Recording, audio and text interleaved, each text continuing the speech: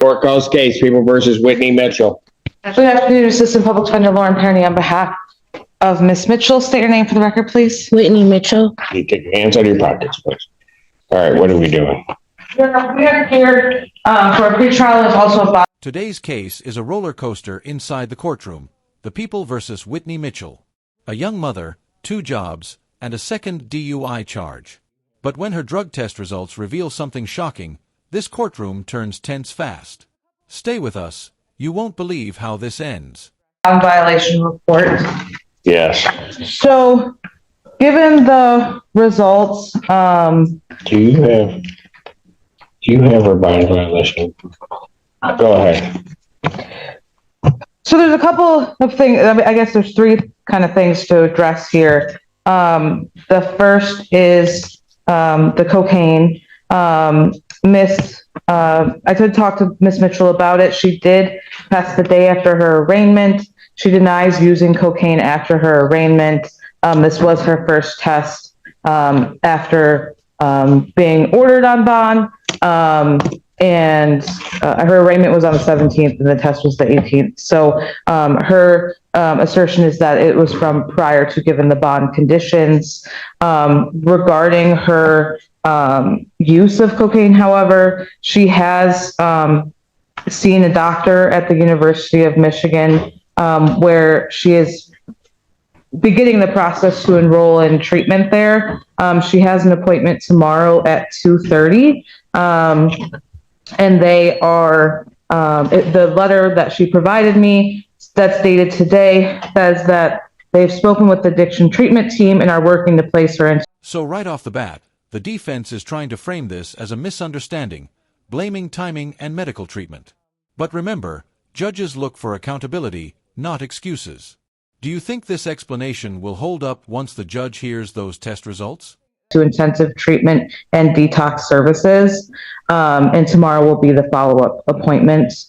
Regarding the THC, she does have a medical marijuana card and did provide that to community corrections. And What about her diluted sample? Go ahead. Yeah, the dilute is the third piece here. I asked her about it. I also tried to get kind of a definition from community corrections. I didn't receive one, but her explanation was that she woke up, didn't eat anything, drank some water, took her kids to school, then went to community corrections, as is her normal routine. She didn't have any insight into what happened, and I don't know why. We both don't know why it would be diluted. We have no explanation for that.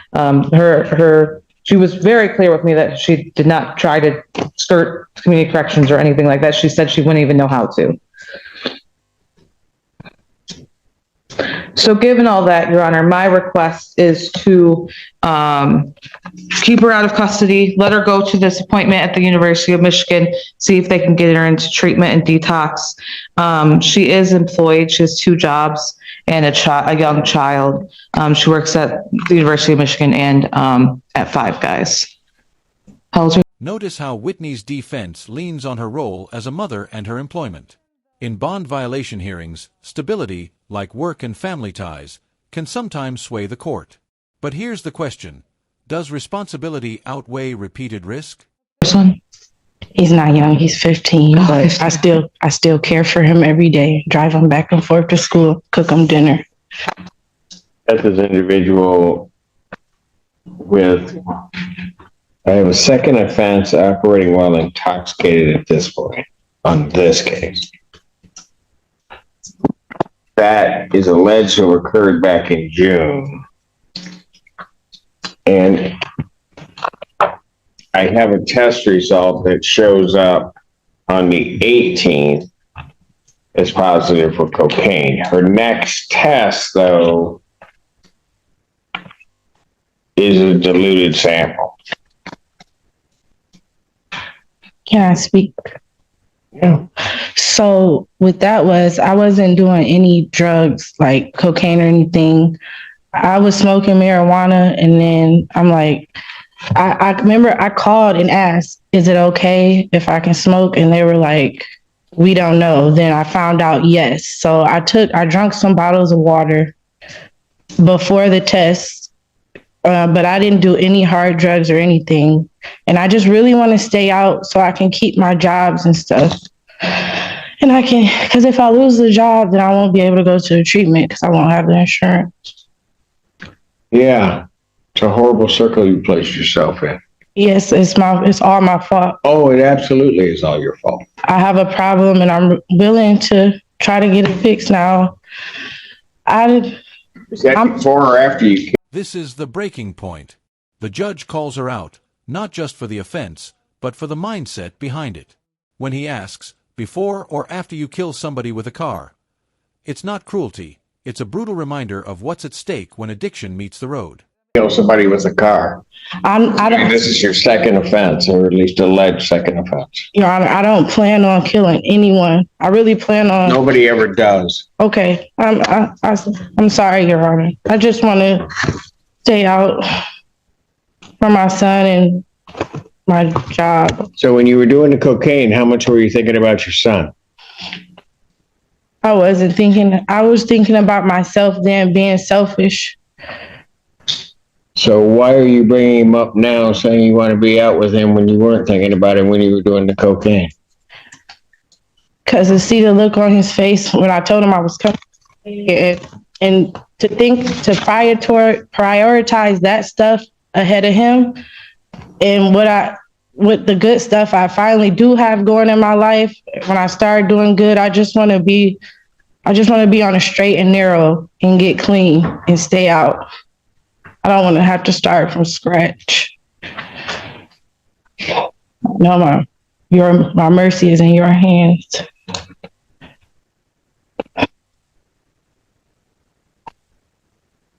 Here's the thing I don't get.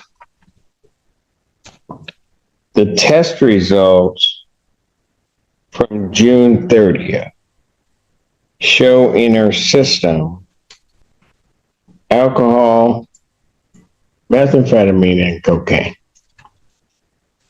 That's at the end of June, very beginning of July. So you're sitting up here telling me you're sincere about this, invoking your son, doing all of that stuff, yet 3 months later, or a little less than 3 months later, I still have cocaine in your system. Now, this changes everything. Cocaine, methamphetamine, and alcohol, all in one test. That's a cocktail for disaster.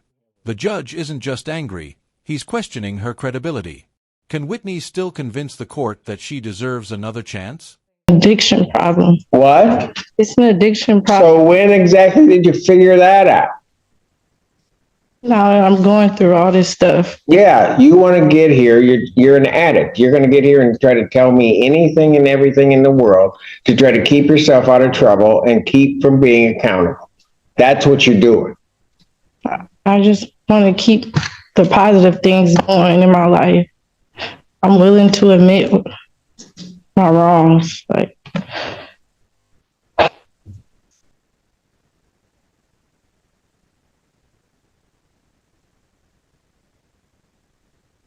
Anything else? Well, Your Honor, I'd ask that you take into consideration the fact that she does have an appointment tomorrow to address. I don't know what game she's playing. She's playing a game. If the court If she was really serious about it. I mean, what right now is causing her to do all of this? Being in court? Well, she knew she was headed there from the time that she got stopped on this. And why is it taken over 30 days from the time of her arraignment for her to have this appointment? I work 2 jobs. I just don't want to lose everything. And Your Honor, we have been in communication. We talked about this. She's willing to do treatment. I think she's admitted to the court that it would be helpful for her. I agree. On a lot of these cases, it's helpful, right? I guess I'd ask the court to take that into consideration today. If the court does remand her. I don't know what she's going to do the moment she walks out of here. I have no idea. I'm going to go to work. I have no idea what she's going to do. The sad fact of the matter is, I don't think she does either. Because the cold hard reality is, June, she's picked up. She has cocaine and meth in her system, as well as alcohol. So I'm surprised she's not dead. She has a previous drunk driving before that. So between the end of June, so let's just say the beginning of July, coming up into September, she's still using.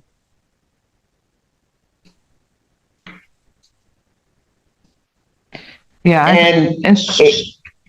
And then when all of that kind of catches up with her, now I'm going to get myself enrolled in treatment, or I'm going to get myself enrolled in this. But even from the point of the time that she first saw me on the 17th of September till now, she hasn't done anything. Really. She's got an appointment tomorrow. How come that appointment isn't taking place 4 weeks ago, if not 3 or 4 months ago, quite frankly? Oh,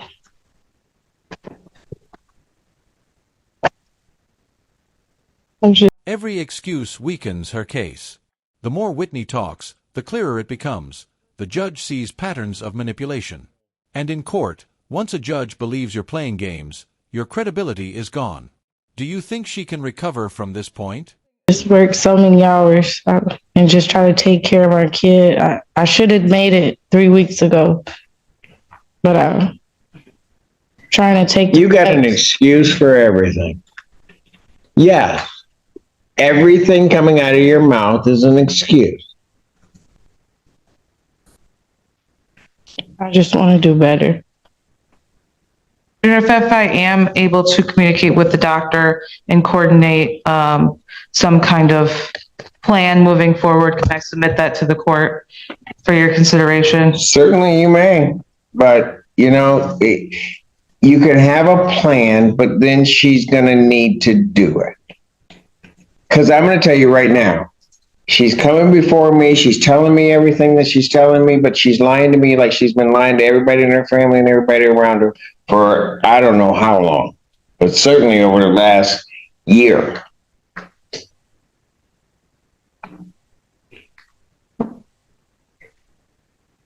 Well, young lady, game's up.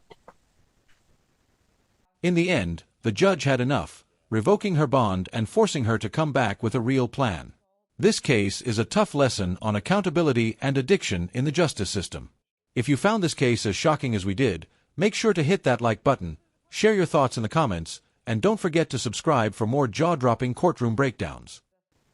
You may have just run into the immovable object.